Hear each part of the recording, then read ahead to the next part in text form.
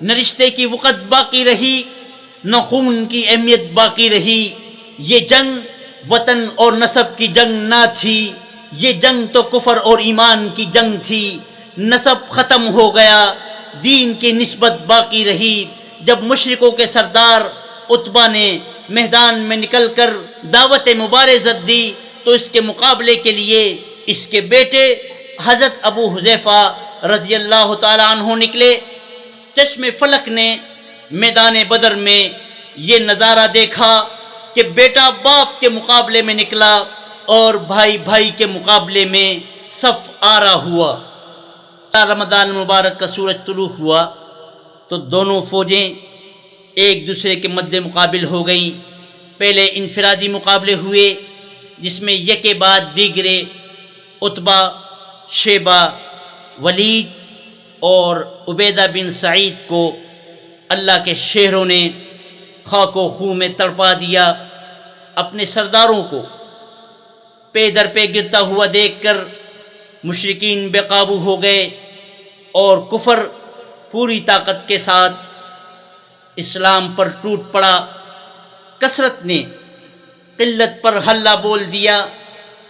شرک کی آندھی نے توحید کے چراغوں کو گل کرنے کے لیے ایڑی چوٹی کا زور لگایا۔ رسول ملاحم صلی اللہ علیہ وسلم کا عجیب حال تھا۔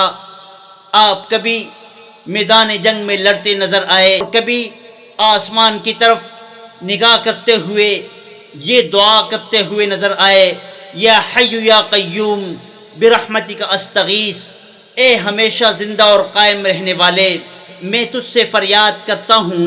مسلمان اپنی ایمانی طاقت سے کفر کی آندھی کا مقابلہ کرتے رہے، یہاں تک کہ اس کی تیزی میں کمی آ گئی۔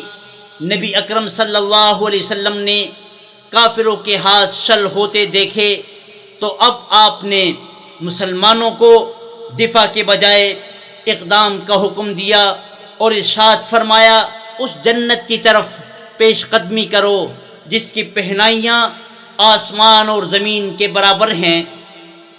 اللہ اکبر۔ اللہ کے ارشاد نے صحابہ کرام کے جذبات کو جوالا مکھی بنا دیا۔ صحائح ستہ کی مشہور ترین کتاب مشکات شریف صفحہ 703 پر مذکور ہے، حضرت عمیر بن حمام رضی اللہ تعالیٰ عنہ کھجوریں کھا رہے تھے، کہنے لگے اگر میں کھجوریں کھاتا رہا تو بہت دیر ہو جائے گی، میرے درمیان اور جنت کے درمیان صرف شہادت کا فاصلہ ہے۔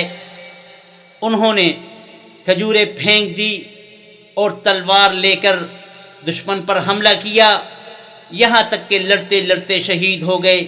جب گمسان کی جنگ ہو رہی تھی، اللہ کے رسول صلی اللہ علیہ وسلم نے جبریل امین کے کہنے پر مٹھی بھر ریت زمین سے اٹھائی، اس پر دم کیا، پھر اسے مشرکین کی جانب پھینکتے ہوئے فرمایا، شاہت الوجوہ اللہم ارغب قلوبہم وزلزل اقدامہم، ان کے چہرے ذلیل اور رسوا ہوئے، اے اللہ ان کے دلوں پر خوف طاری کر دے اور ان کے قدم اکھیڑ دے۔